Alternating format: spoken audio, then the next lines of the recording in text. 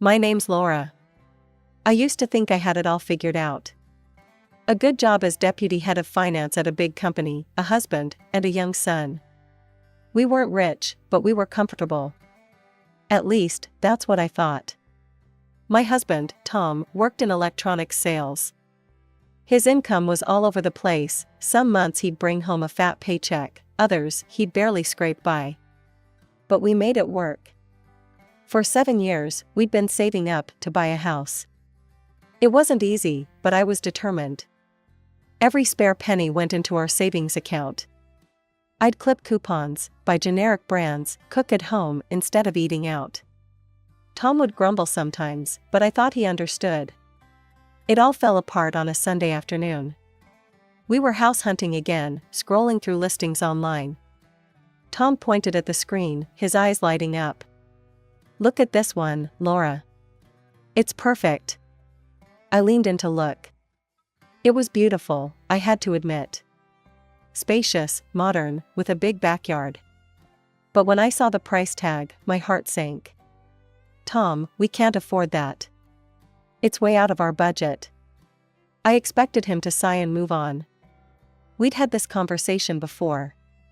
But this time, something in him snapped. "Of course we can't afford it," he shouted, slamming his laptop shut. "We can never afford anything. All you do is save, save, save." He was on his feet now, pacing the room. "For the house, for Jimmy's education. But where's the payoff, huh? When do we get to actually enjoy life?" "Tom, calm down." "No, I won't calm down. I'm sick of this, Laura. Sick of pinching pennies, sick of never going anywhere nice, sick of wearing the same old clothes year after year. I deserve better than this. I deserve a better life, and a better wife." His words hit me like a slap in the face. I felt my cheeks burning, tears pricking at my eyes. But I swallowed hard, refusing to let them fall. "Tom, please," I said, trying to keep my voice calm. "Just take a deep breath. We need to be patient. We're almost there with our savings. Let's just calm down and talk about this." I thought my words would soothe him, that we could have a rational discussion. But I was wrong. Tom's face contorted with anger, and without another word, he stormed out of the room, slamming the door so hard the windows rattled. I thought things would get better after Tom's outburst. But I couldn't have been more wrong. The next day, Tom came home with shopping bags full of designer clothes and a brand new smartwatch. I stared at him, confused. "What's all this?" I asked. He shrugged, a defiant glint in his eye. "Just treating myself." "Got a problem with that?" I bit my tongue, not wanting to start another fight. But over the next few weeks, it only got worse. Tom started blowing his entire paycheck on fancy restaurants, expensive gadgets, and nights out with his buddies. One night, as he was heading out the door in a new suit, I couldn't hold back anymore. "Tom, what about our savings? The house?" He turned to me, his face hard. "Life's too short, Laura. I'm done saving for some future that might never come. I want to live now." "But what about Jimmy's education?" I pressed. Tom scoffed. "My parents didn't pay for my education, and I turned out fine. He can get loans or scholarships. Besides, we can keep renting. No need to waste money on a house." I felt like I was talking to a stranger. This wasn't the man I married. As the weeks turned into months, Tom's behavior got more and more outrageous. He started staying out late nearly every night. On weekends, he'd suddenly have business trips, something that had never happened before in all his years at the company. And when he was home, it was like living with a constant critic. Nothing I did was right anymore. "Do you have to chew so loudly?" he'd snap at dinner. "That dress makes you look frumpy," he'd say as I got ready for work. "Can't you keep the house cleaner?" he'd complain, tossing his dirty socks on the floor. Every day, I felt myself shrinking, becoming smaller under his constant barrage of criticism. I tried talking to him, tried to understand what had changed, but he'd just roll his eyes and walk away. 6 months. 6 long, miserable months of this new reality. I barely recognized my life anymore. The warm, loving home I thought we had built together had turned cold and hostile. Finally, one night, I'd had enough. Tom had just finished tearing into me about the dinner I'd cooked, a meal that used to be his favorite. "Tom," I said, my voice quiet but firm. "I think we need to live separately for a while." I expected argument, maybe even remorse. What I didn't expect was the look of relief that washed over his face. "Yeah," he said, nodding. "I think that's a good idea." His easy agreement felt like a punch to the gut. But it also confirmed what I'd been fearing for months: the man I loved, the life we'd built together, was already gone. The days after Tom left were a strange mix of loneliness and peace. I told myself this separation was temporary. That Tom would realize what he was missing, face the harsh realities of life on his own, and come back, appreciating everything we'd built together. I was so naive. It was a Tuesday evening when my phone started buzzing nonstop. At first, I ignored it, focusing on helping Jimmy with his homework. But when the notifications kept coming, I decided to check. The moment I opened my social media app, my heart stopped. There, at the top of my feed, was a photo that shattered my world. Tom, my husband, was standing on a yacht. His arm was wrapped around a stunning blonde with legs that seemed to go on forever. They were both grinning, the blue sea stretching out behind them. But it was the caption that really got me: "Starting a new life." I retreated to the kitchen, my hands shaking as I scrolled through the comments. Friends, family, co-workers, everyone was asking the same thing: who's that woman with Tom? Then, 5 days after the photo appeared, there was a knock at the door. I opened it to find Tom standing there, looking tanned and happy. Happier than I'd seen him in years. "We need to talk," he said, brushing past me into the house. I followed him into the living room, my heart pounding. "Tom, what's going on? Who was that woman in the photo?" He turned to face me, a smirk on his face that made my stomach turn. "That's Vanessa, my girlfriend." The room seemed to spin. "Girlfriend? But we're married." "We're just separated, Come on, Laura," he cut me off. "Let's not pretend. Our marriage has been over for a long time. Vanessa and we've been together for 6 months now." 6 months. The timeline clicked into place, his sudden change in behavior, the late nights, the business trips. I felt sick. "She's rich," Tom continued, oblivious to my distress. "And fun. She doesn't pinch pennies or obsess over saving. She lives for today. Plus," he added with a cruel smile, "she's a hell of a lot more interesting and beautiful than you. I want to marry Vanessa. Start fresh." I nodded slowly. In that moment, I realized our marriage had been over long before this conversation. Maybe it had been over the moment he'd slammed the door 6 months ago. "Okay," I said, my voice steadier than I felt. "If that's what you want, we'll get a divorce." Tom looked surprised, like he'd expected a fight. But I was done fighting. As he left, already on the phone with his lawyer, I sank onto the couch. The divorce proceedings were a blur of paperwork and legal jargon. Tom and I agreed on joint custody of Jimmy. I wanted Jimmy to have both parents in his life, despite the mess we'd made of our marriage.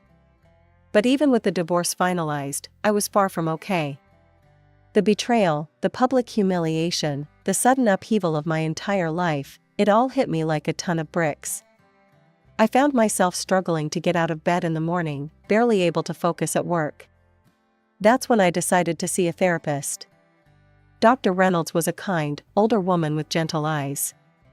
"Laura," she said in our first session, "what you're feeling is normal. You've experienced a significant trauma. But you're here, and that's the first step towards healing." Those sessions became my lifeline. Slowly, with Dr. Reynolds' help, I started to process my emotions, to understand that Tom's actions were about him, not me. For Jimmy's sake, I pushed myself to heal, to move forward. I threw myself into my work, started exercising, even joined a support group for divorced women. Bit by bit, I felt myself emerging from the fog of depression. Then Tom married Vanessa. I tried to be happy for Jimmy, he seemed to like her well enough. But things started to change. It began innocently enough. Tom asked to have Jimmy for a weekend here, an extra day there. I agreed, wanting to encourage their relationship. But soon, those weekends turned into weeks. "Jimmy," I asked one day, "don't you want to spend more time here at home?" He shrugged, not meeting my eyes. "Dad's place is more fun." That should have been my first warning sign. But I brushed it off, telling myself it was natural for a boy to want to spend time with his father. As the months went by, though, Jimmy spent less and less time with me. When he did come home, he was different. Distant. And he always seemed to have new clothes, new toys, stories of exciting trips and adventures. Finally, after yet another weekend where Jimmy begged to stay at his dad's, I sat him down for a talk. "Honey, what's going on? Don't you like being here anymore?" Jimmy fidgeted, still not meeting my eyes. "It's just, Dad and Mom let me do whatever I want." "Mom?" I echoed, confused. "Yeah, Vanessa. She buys me cool stuff all the time. We go to amusement parks and fancy restaurants. It's way more fun than here." His words felt like a slap in the face. "Jimmy, you know we can't afford." "That's the problem," he burst out. "You never want to spend money on anything fun. It's always save this, budget that. Dad says you're stuck in the past, always worrying about the future instead of living now."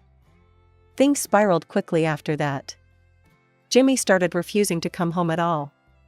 When he did, he'd complain constantly, comparing my modest home unfavorably to Tom and Vanessa's lavish lifestyle. The final blow came on a rainy Tuesday. I'd been trying for days to get Jimmy to come home for dinner. When he finally arrived, he took one look around our living room and sneered. "God, this place is like a village barn compared to Dad's house. I don't want to live here anymore." The months slipped by, each one harder than the last. I watched from the sidelines as my son grew up, becoming more and more distant. Every time I reached out, I was met with indifference or outright hostility. Then came the day that shattered what was left of my world. It was Jimmy's 14th birthday. I'd hoped, foolishly perhaps, that he might want to spend it with me. Instead, I got a phone call that changed everything. "Mom," Jimmy's voice was cold, detached. "I need to talk to you about something important." We met at a cafe, neutral ground. Jimmy sat across from me, looking more like a stranger than my son. Then he dropped the bomb. "I want you to give up your parental rights," he said, his voice steady. "Vanessa wants to adopt me." I felt like I'd been punched in the gut. "What, Jimmy, I'm your mother." "No," he cut me off. "Vanessa's my mom. She's been there for me, she understands me. She and Dad can give me the life I want. And," he hesitated, then plowed on, "she can't have kids of her own. I want to be her son legally." I sat there, stunned, as Jimmy laid out their plan. Tom and Vanessa had already spoken to a lawyer. All they needed was my signature. Over the next few weeks, Tom and Vanessa pressed hard. Tom was triumphant, gloating. I wanted to fight. Every maternal instinct in me screamed to hold on to my son. But looking at Jimmy's face, seeing the determination there, I knew it would only push him further away. With a heavy heart, I signed the papers. The finality of it crushed me. I spiraled into a deep depression. If it hadn't been for my mother, I'm not sure I would have survived. She moved in with me, forcing me to eat, to get out of bed, to keep living.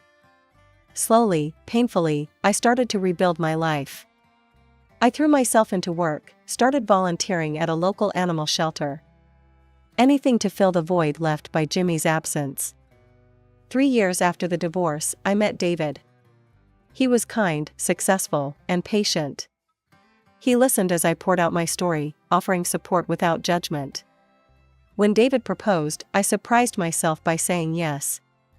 As we exchanged vows, I felt a mix of joy and sadness. This wasn't the life I'd planned, but maybe it was the life I was meant to have. Just when I thought I had my new life figured out, I discovered I was pregnant. The news hit me like a tidal wave of emotions: joy, fear, excitement, and a twinge of sadness as I remembered the son I'd lost. David was over the moon. He'd always wanted children, but had never had the chance.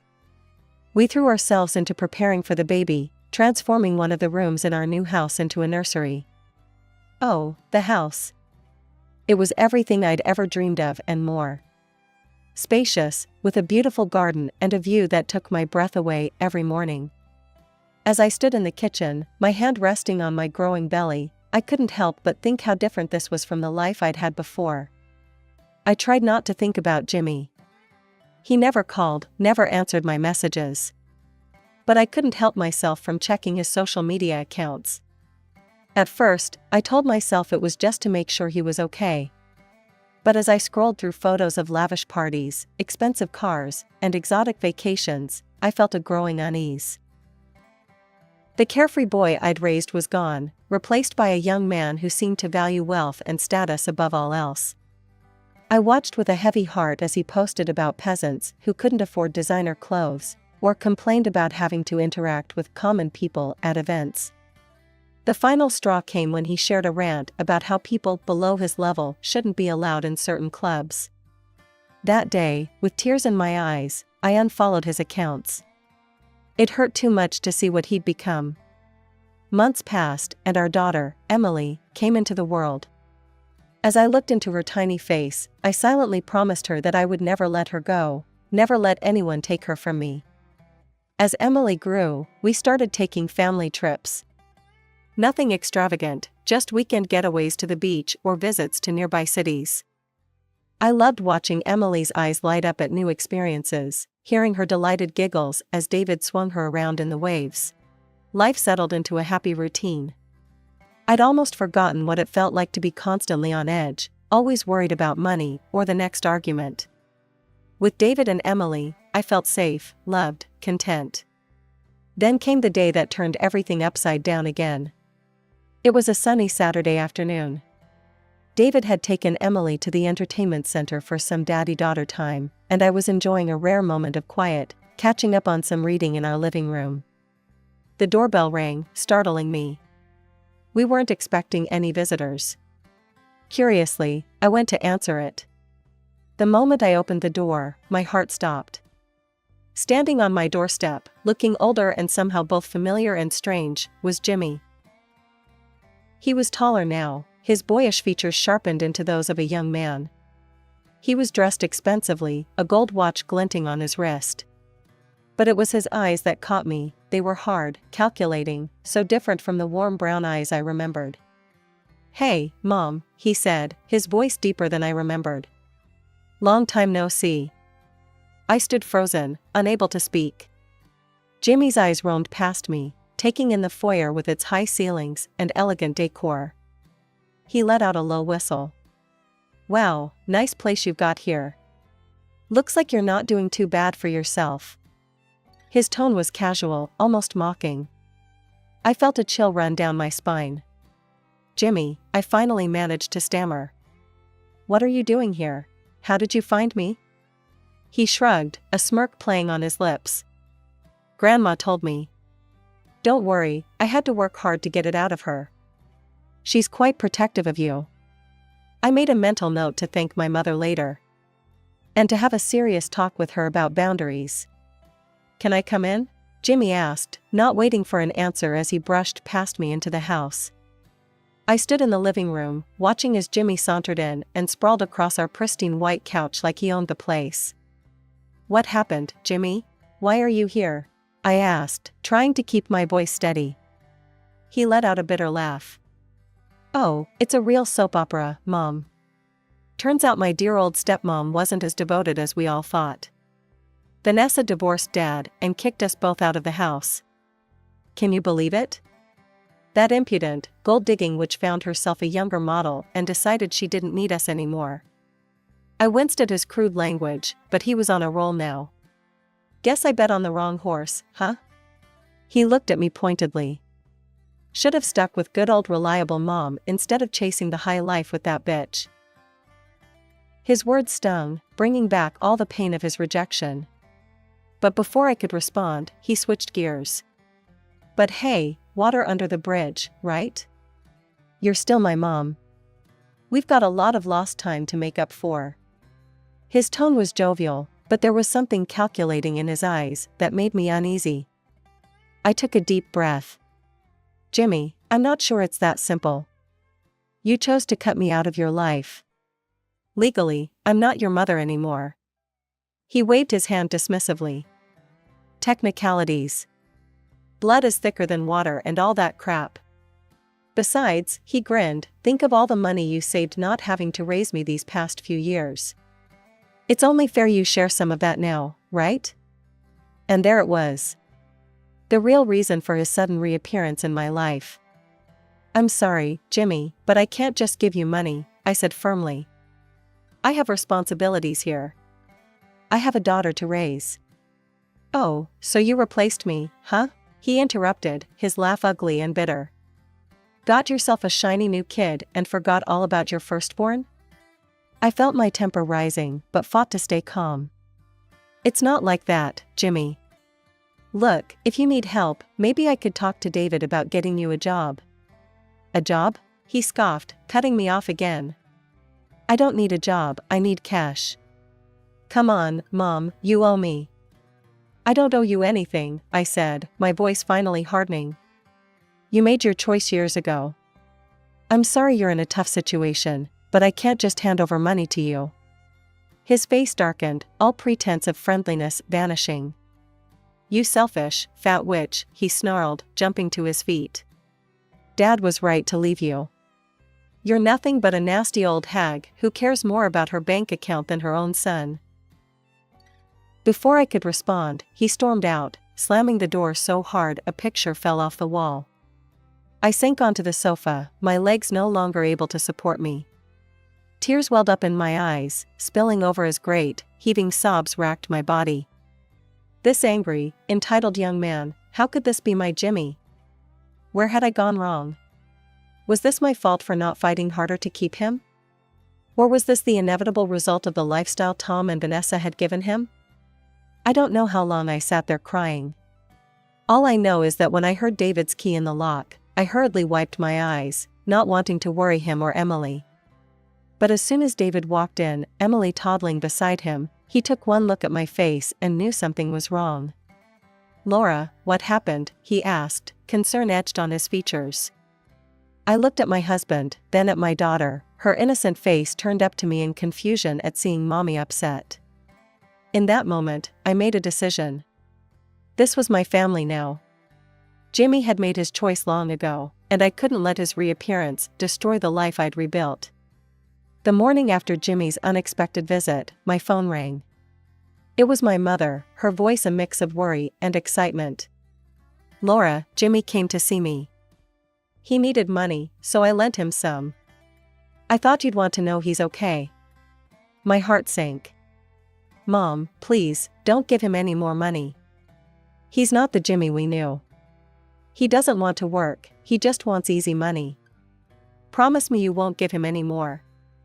After hanging up, I sat at the kitchen table, my head in my hands. I knew this wasn't over. Sure enough, a few days later, my mother called again, this time terrified. Jimmy had come back, demanding more money. When she refused, he became aggressive, shouting and pounding on her door. That was the last straw. David and I immediately sprang into action. We left Emily with David's parents and moved into my mother's house for the week. We took turns staying awake, always on guard. The confrontation we'd been dreading finally came on a rainy Thursday night. Jimmy showed up, clearly drunk, pounding on the door and shouting for money. I opened the door, David right behind me. Jimmy, you need to leave, now. His eyes were wild, unfocused. Not until I get what's mine. He lunged forward, but David blocked him. "I'm warning you," Jimmy slurred. "I'll make you all sorry if you don't give me what I want." That's when David called the police. As we waited for them to arrive, Jimmy continued to rant and threaten us. My mother cowered in the background, clutching her chest. The sight of her fear and pain broke my heart. When the police arrived, they quickly subdued Jimmy and took him away. As the patrol car drove off, I felt a strange mix of relief and sadness. Later that night, I reached out to Tom on social media, hoping he might be able to help Jimmy. His response was cold. "Not my problem anymore. Vanessa left me, took everything. I've got my own issues to deal with. Jimmy's on his own."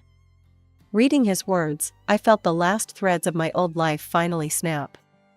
The next day, I went to court and filed for a restraining order against Jimmy. It was the hardest thing I've ever done, but I knew it was necessary to protect my family. Months passed, then years. We never saw Jimmy again. Sometimes I'd lie awake at night, wondering where he was, if he was okay. But gradually, those sleepless nights became less frequent. Life went on. Emily grew into a bright, curious little girl. David's business flourished. One sunny afternoon, as I watched David pushing Emily on the swing in our backyard, I felt a profound sense of peace wash over me. This was my life now, not perfect, but filled with love, laughter, and joy. I'm Cameron, and I grew up in the shadow of a star.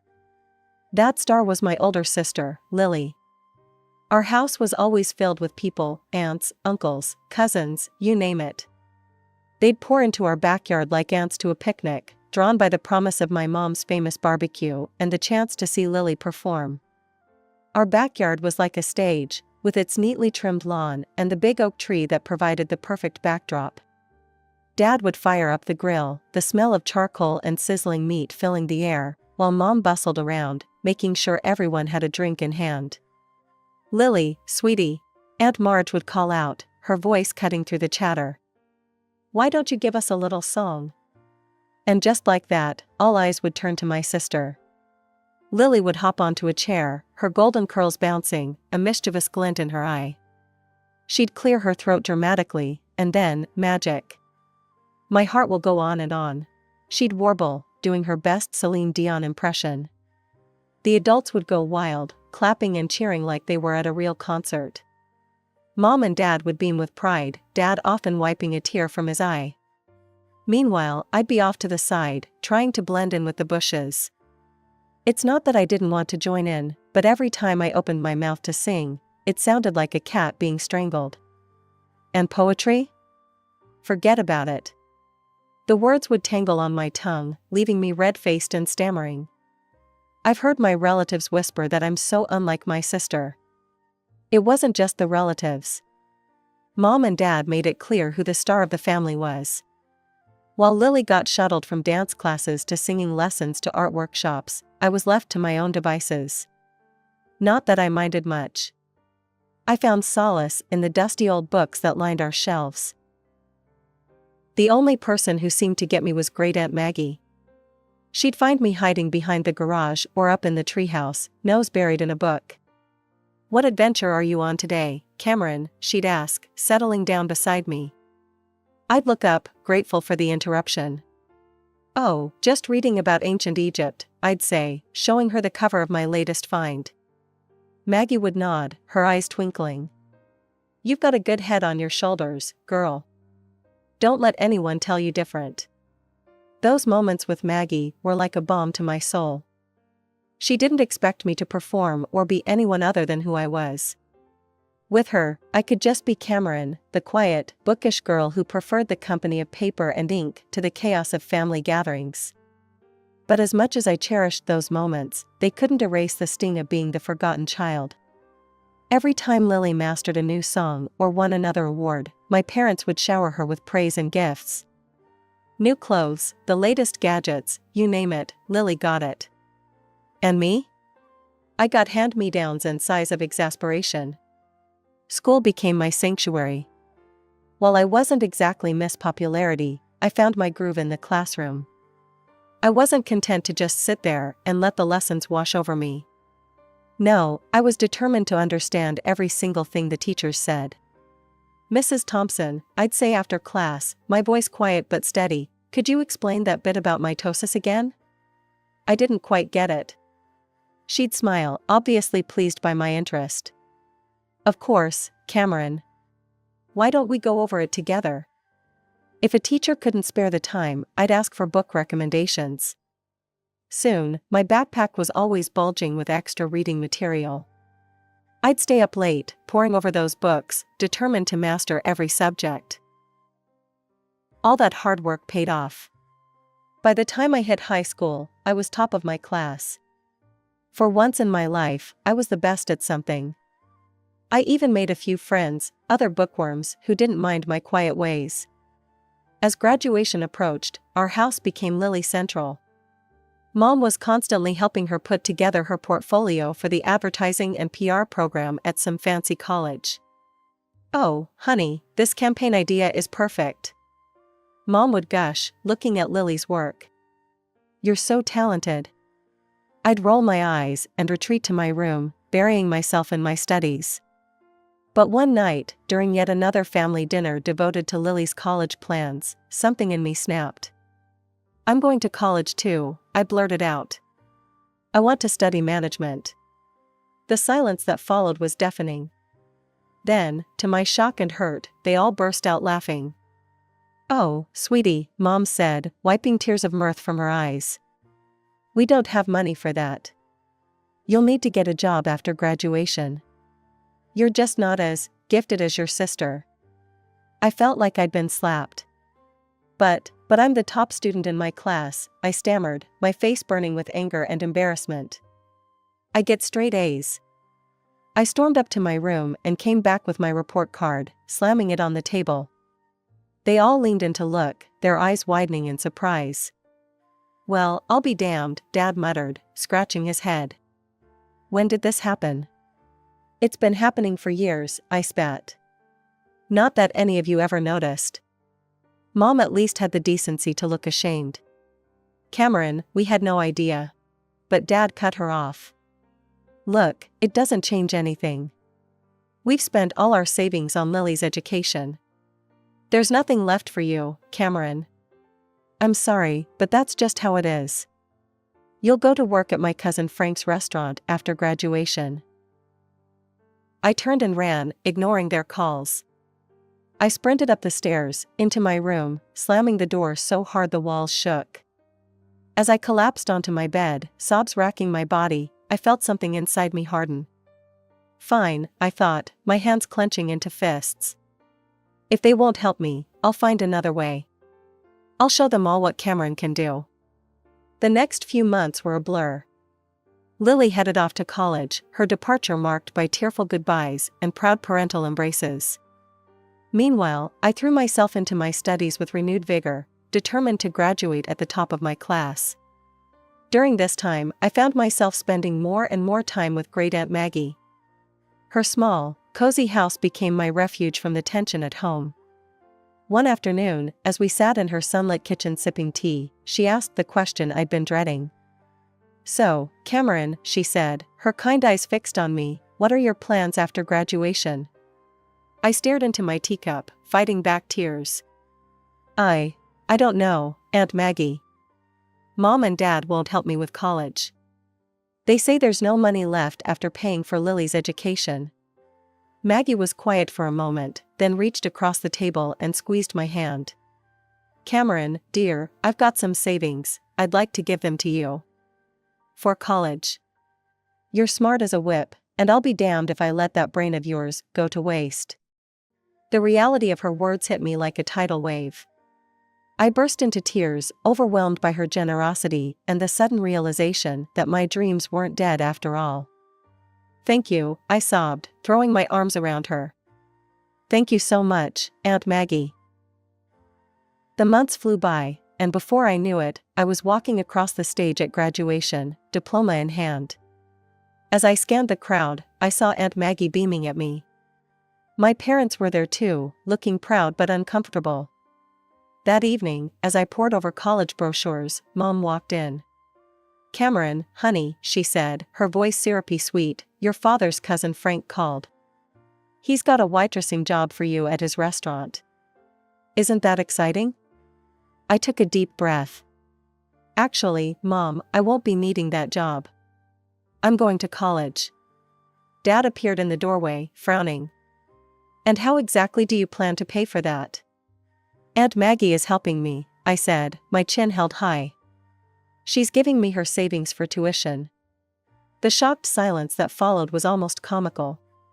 Then, to my disbelief, Dad's face turned red with anger. "Absolutely not," he bellowed. "If Maggie's got money to spare, it should go to Lily. She needs a car for her job in advertising after she graduates next year." I couldn't believe what I was hearing. "Are you serious?" I spat. "This is my chance to get an education, to make something of myself." "Don't be selfish, Cameron," Mom chimed in. "Your sister needs that money more than you do." "No," I said, my voice shaking but firm. "This is my money now, and I'm using it for college." End of discussion. From that moment on, life at home became unbearable. My parents either ignored me completely or snapped at me over the smallest things. The tension was suffocating. After a particularly nasty argument, I called Aunt Maggie in tears and told her everything. "Pack your bags, sweetheart," she said without hesitation. "You're moving in with me." The next day, I stuffed everything I owned into a cab and drove away, watching my childhood home shrink in the rearview mirror. As I pulled up to Aunt Maggie's house, I felt a weight lift off my shoulders. The summer flew by in a whirlwind of preparation, and before I knew it, I was stepping onto the campus of State University. Thanks to my stellar grades and Aunt Maggie's generosity, I'd gotten into the management program I'd always dreamed of. My first day of classes, I felt like I was floating on air. As I sat in my introduction to business lecture, drinking in every word, I couldn't help but think, I made it. I'm really here. Meanwhile, Lily was starting her senior year at her fancy college. I hadn't heard much from her or my parents since I'd moved out, but I tried not to let it bother me. I was too busy reveling in my newfound freedom and the excitement of college life. But then, about a month into the semester, Aunt Maggie called me. "Cameron, dear," she said, her voice hesitant, "I think you should sit down for this." My heart raced as she filled me in on the family drama I'd missed. Apparently, Lily had shown up at home out of the blue, announcing she'd dropped out of college. The reason? She was pregnant. According to Aunt Maggie, Lily had been flippant about the whole thing. "Oh, don't worry," she'd said, tossing her hair. "The baby's father is loaded. We'll be getting married soon." But the story didn't end there. It turned out Lily's boyfriend wasn't as committed as she'd thought. When he found out she'd been sleeping with his friend too, all hell broke loose. "Now they don't even know who the father is," Aunt Maggie sighed. I sat there, phone pressed to my ear, trying to process it all. Part of me felt a twisted sense of satisfaction, the golden child had fallen from her pedestal. But mostly, I just felt sad for Lily and the mess she'd gotten herself into. The saga continued over the next few months.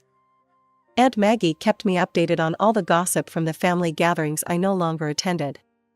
When Lily's baby was born, a DNA test confirmed her boyfriend was indeed the father.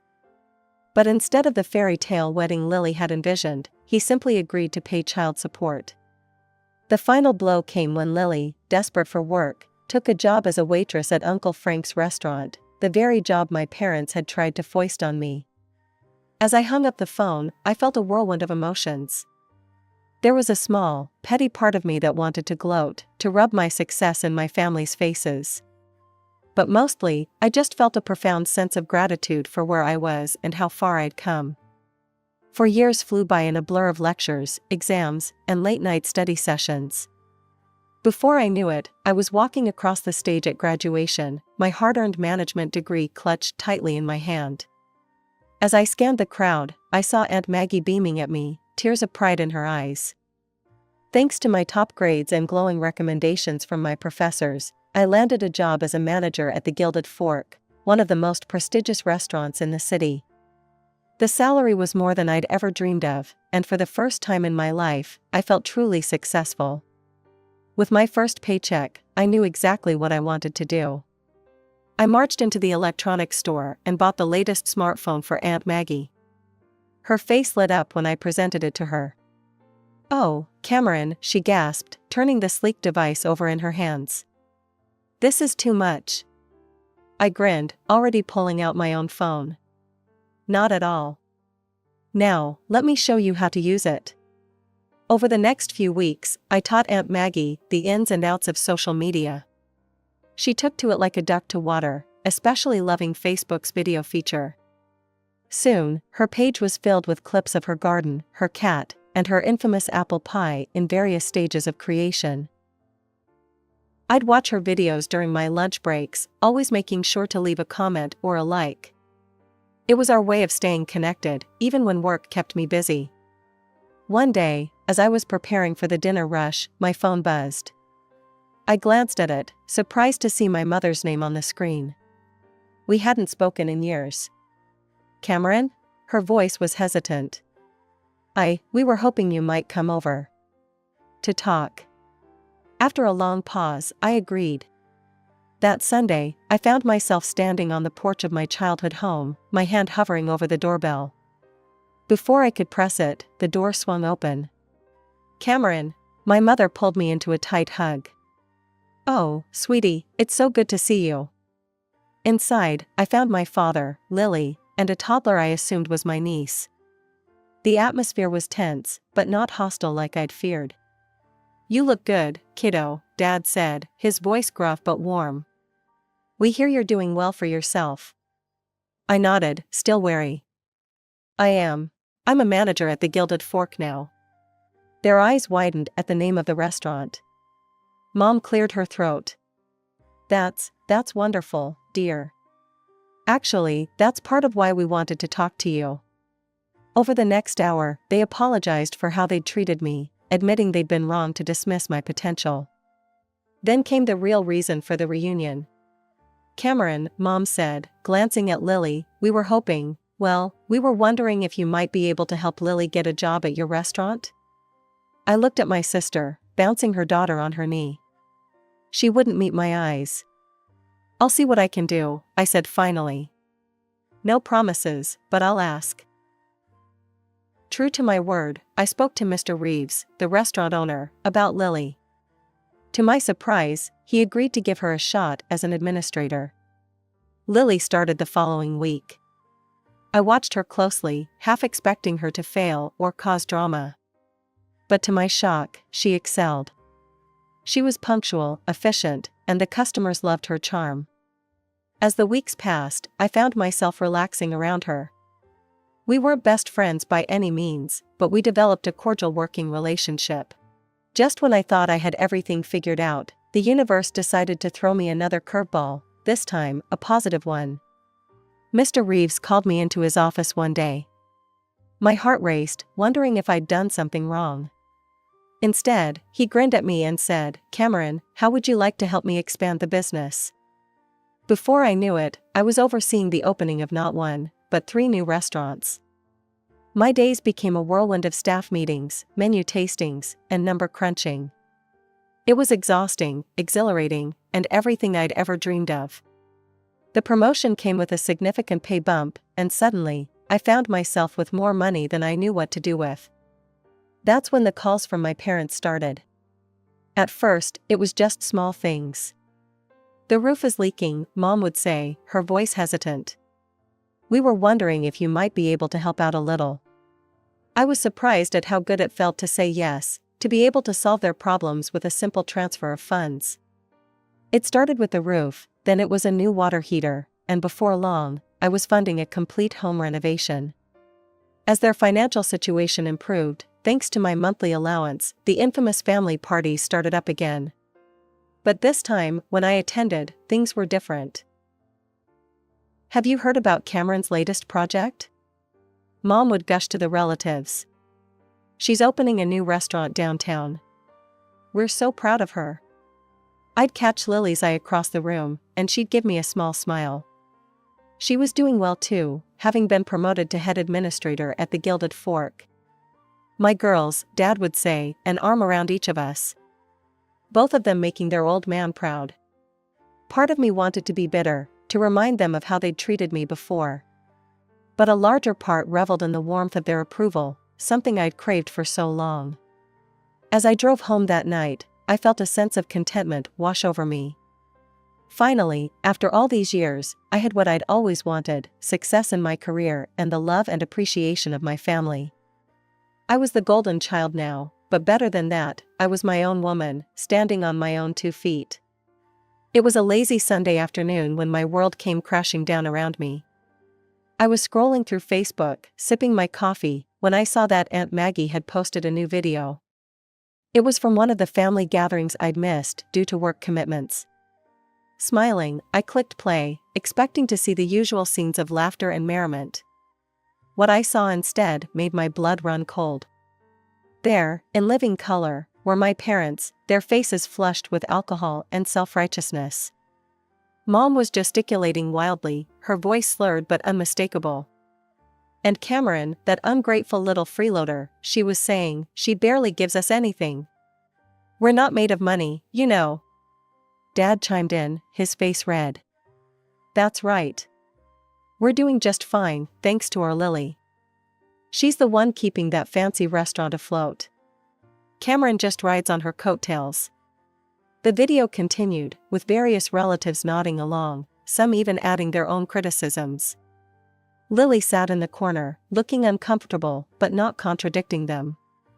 As the video ended, I sat there, stunned. How could they? After everything I'd done for them, all the money I'd given them, how could they turn around and say such awful, untrue things? With shaking hands, I scrolled down to the comments. There, I saw a stream of messages from my parents.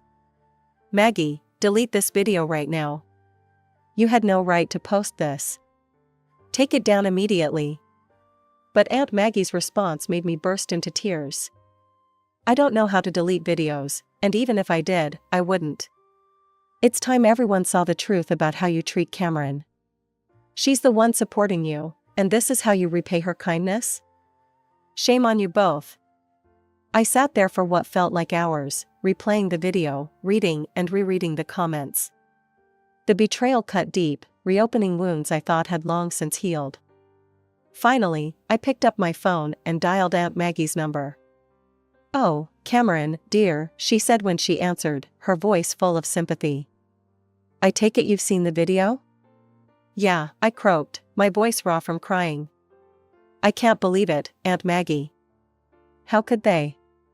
I could hear the anger in her voice as she replied, "They've always been like this, Cameron. You just haven't been around to see it. I'm sorry you had to find out this way, but maybe it's for the best. You deserve to know the truth." We talked for hours, Aunt Maggie comforting me as I cycled through shock, anger, and grief. As night fell, I made a decision. "I'm cutting them off," I told Aunt Maggie, my voice firm despite the pain in my heart. "No more money, no more help. They made their bed, now they can lie in it." The days following the video revelation were some of the hardest of my life. My phone buzzed constantly with messages and calls from my parents, but I couldn't bring myself to answer.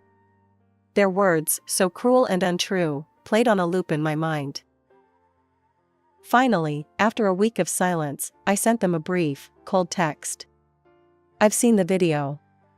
I know what you really think of me. Don't contact me again. The money stops now." Their responses came flooding in immediately. At first, they were apologetic. "Cameron, sweetie, we're so sorry. We didn't mean any of it. Please forgive us." But as the days passed and I maintained my silence, their tune changed. "We're your parents. You owe us." Each message twisted the knife deeper, but I stood firm. I'd given them chance after chance, and they'd thrown it all back in my face. It was time to break the cycle. Lily, surprisingly, stayed out of it. At work, she was the model employee, efficient and professional. If she harbored any resentment over the loss of our parents' financial support, she didn't show it. Our interactions remained cordial but distant. "I'm not taking sides," she told me one day after a staff meeting. "It's between you and them." I nodded, appreciating her neutrality even if part of me wished she'd stand up for me. But I understood. She had her own child to think about now. As the weeks turned into months, I found myself leaning heavily on Aunt Maggie. Our Sunday video calls became the highlight of my week. She'd regale me with stories from her garden or her latest baking adventure, providing a much-needed dose of normalcy in the chaos my life had become. "You're doing the right thing, Cameron," she'd assure me when doubts crept in. "Don't let them manipulate you anymore." To my surprise, other relatives began reaching out too.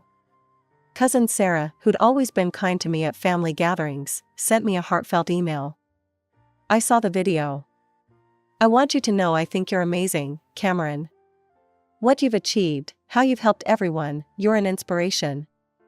Don't let anyone tell you otherwise." Uncle Bob, Dad's brother, called me out of the blue. "Kid, I've watched you grow up and become this incredible woman. Your parents are fools if they can't see how special you are. You've got family in your corner, remember that." These messages of support were like balm to my wounded heart. I realized that while I might have lost my parents, I'd gained a family who appreciated me for who I truly was. As the year drew to a close, Mr. Reeves called me into his office. I went in nervous, wondering if the family drama had somehow affected my work performance. Instead, he smiled broadly and said, "Cameron, I'm retiring next year. I want you to take over as CEO of the restaurant group." I stood there, shocked into silence. Finally, I managed to stammer out, Are you sure?" He nodded, his eyes twinkling. "I've never been more sure of anything in my life. You've earned this, Cameron. You're the reason this business has flourished. It's time you took the reins." As I left his office, my head spinning with possibilities, I realized something profound. The little girl who'd been overlooked and underestimated had grown into a woman who'd surpassed everyone's expectations, including her own.